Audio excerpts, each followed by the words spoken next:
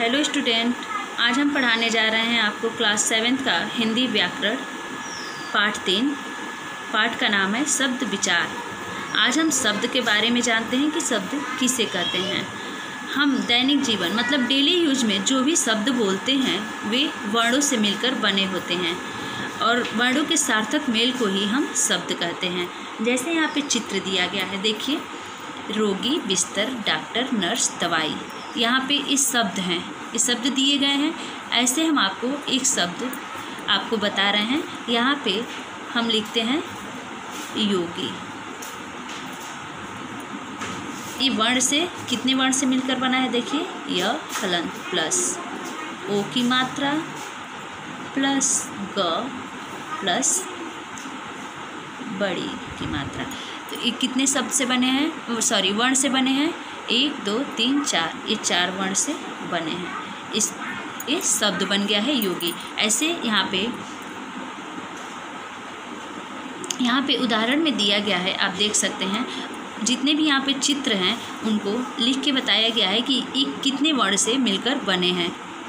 जितने भी शब्द हैं उनको बताया गया है कि कितने वर्ण से मिलकर बने हैं। तो डॉक्टर, देखिए, 7 वर्ण से मिलकर बना है और ये डॉक्टर शब्द बन गया है। अब हम आते हैं नेक्स्ट टॉपिक, पद पे। तो वर्णों के सार्थक समूह जब स्वतंत्र अवस्था में होते हैं तो शब्द कहलाते हैं और यही शब्द जब व्याकरण के नियमों में बदकर किसी वाक्य में प्रयुक्त होते हैं तो पद बन जाते हैं। वाक्य में प्रयुक्त होने पर शब्दों के रूप लिंग, वचन, कारक, उपसर्ग, प्रत्यय आदि के कारण बदल जाते हैं। जैसे यहाँ पे देखिए शब्द, तो यहाँ पे शब्द है शिक्षक, छात्र, पढ़ाना। ये हमारा शब्द हो गया और इन्हीं शब्दों को यहाँ पे पद बनाया गया है। शिक्षक छात्रों को पढ़ा रहे हैं, ये व्याकरण के नियमों से बंधा है, तो ये क्या हो गया, पद हो गया। वाक्य में प्रयुक्त व्याकरण के नियमों से बंधे शब्द पद कहलाते हैं। अब हम आते हैं नेक्स्ट पेज 18 पे, शब्दों के भेद। अब हम जानेंगे कि शब्द के कितने भेद होते हैं। तो शब्दों को नीचे दिए गए आधारों पर 4 श्रेणियों में बांटा गया है। 4 श्रेणी में कौन क्या क्या आता है? पहला, उत्पत्ति के आधार पर शब्द के भेद, रचना के आधार पर शब्द के भेद, अर्थ के आधार पर शब्द के भेद, प्रयोग के आधार पर शब्द के भेद। अब उत्पत्ति के आधार पर शब्द के कितने भेद होते हैं, आइए हम जानते हैं उत्पत्ति के आधार पर शब्द के भेद। देखिए, उत्पत्ति के आधार में तत्सम शब्द आता है, तद्भव शब्द आता है, देशज आता है और विदेशी शब्द आता है। तो हम पहले तत्सम शब्द के बारे में जानते हैं कि तत्सम शब्द होता क्या है। तत्सम शब्द तत् प्लस सम के योग से बना है। तत् का अर्थ है उसके संस्कृत के तथा सम का अर्थ है समान, उसके समान तत्सम का अर्थ है, अर्थात संस्कृत के समान। वे शब्द जो संस्कृत भाषा से ज्यों के त्यों हिंदी में आ गए हैं तत्सम शब्द कहलाते हैं। जैसे अग्नि, प्रकाश, सूर्य, वायु, आकाश, रात्रि, कर्ण, पुरस्कार, योग्य, शोभा आदि। यहाँ पे तत्सम शब्द का उदाहरण दिया गया है, आप इसे अच्छे से पढ़िएगा। अब हम आते हैं ख पे, तद्भव शब्द। तद्भव शब्द क्या होता है? संस्कृत भाषा के वे शब्द जो रूप परिवर्तन के साथ हिंदी में प्रचलित हैं तद्भव शब्द कहलाते हैं। इन शब्दों का रूप परिवर्तन हो जाता है और ये हिंदी में प्रचलित होते हैं, उन्हें हम तद्भव शब्द कहते हैं। जैसे यहाँ देखिए, तत्सम में अग्नि है तो यहाँ पे तद्भव में आग हो गया है। यहाँ पे सूरज, रात, काम आदि।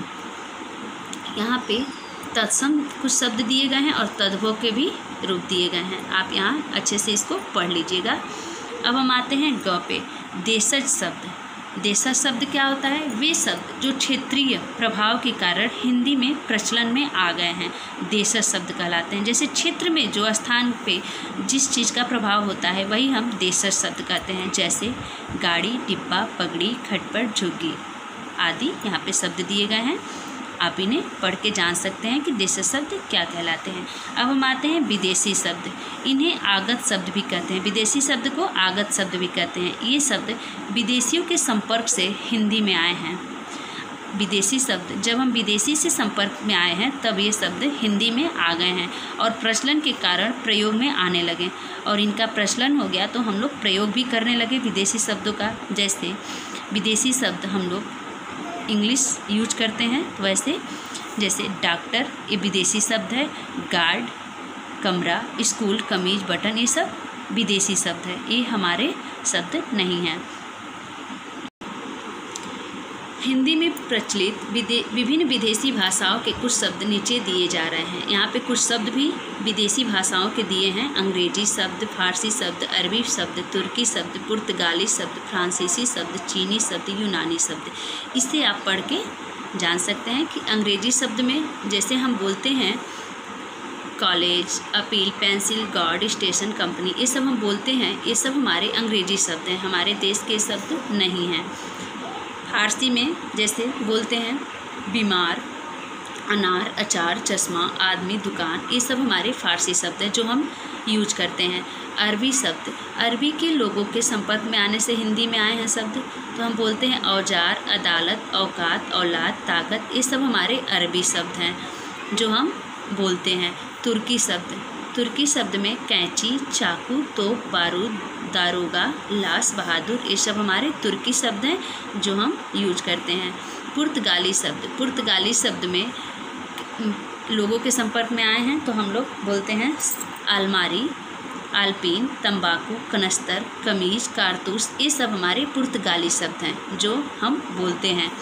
फ्रांसीसी शब्द में भी आइए शब्द जानते हैं। पुलिस, बिगुल, कार्टून, कर्फ्यू, इंजीनियर आदि, ये सब हमारे फ्रांसीसी शब्द हैं। चीनी शब्द, चीनी लोगों के संपर्क से आए हैं। तूफान, लीची, चाय, पटाखा आदि, ये सब चीनी शब्द हैं। यूनानी शब्द, यूनानी लोगों के संपर्क से हिंदी में आए हैं। ये शब्द टेलीफोन, एटम, डेल्टा, टेलीग्राफ आदि, ये सब यूनानी शब्द हैं। ये सारे शब्द जब हम इन लोगों के संपर्क में आए हैं हिंदी में सब शब्द आ गए हैं और हम बोलते हैं। अब हम दूसरे टॉपिक पे आते हैं, रचना के आधार पर शब्द के भेद। अभी तक तो हम उत्पत्ति के आधार पर शब्द के भेद जाने हैं, अब हम रचना के आधार पर शब्द के भेद कितने होते हैं आइए जानते हैं। रूढ़, यौगिक, योग रूढ़। रचना के आधार पर 3 भेद होते हैं, रूढ़ शब्द, यौगिक और योग रूढ़। रूढ़ शब्द के बारे में जानते हैं। रूढ़ शब्द जिन शब्दों के सार्थक खंड नहीं किए जा सकते उन्हें हम रूढ़ शब्द कहते हैं। कोई भी सार्थक शब्द है और उसे खंडित नहीं किया जा सकता उसे रूढ़ शब्द कहते हैं। जैसे यहाँ पे दिया है स्थान, व्यक्ति, कार्य, ये सब हमारे क्या हैं रूढ़ शब्द हैं। जैसे में यहाँ पे जल, थल, वायु, सूर्य, चांदी, कलम, पेड़, पुस्तक, इनको हम खंडित नहीं कर सकते हैं, ये हमारे रूढ़ शब्द हो गए। अब हम यौगिक शब्द पे आते हैं।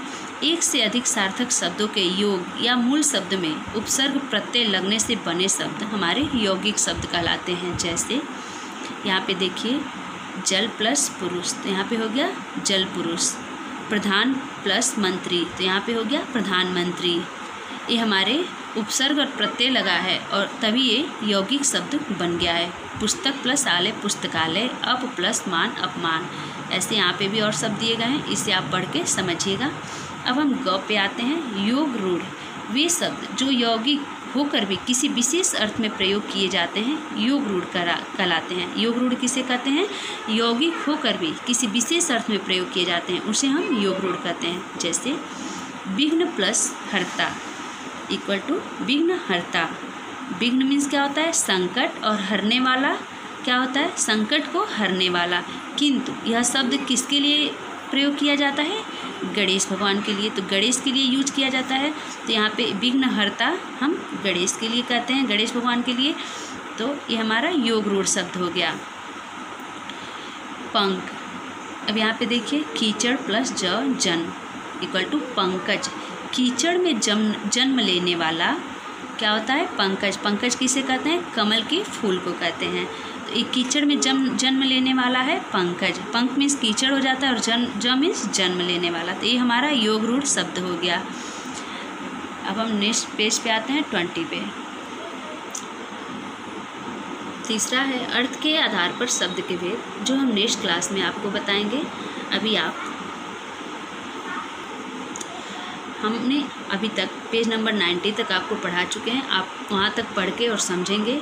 नेक्स्ट क्लास में हम अर्थ के आधार पर शब्द के भेद आपको बताएंगे। आपकी क्लास ओवर होती है। Thank you.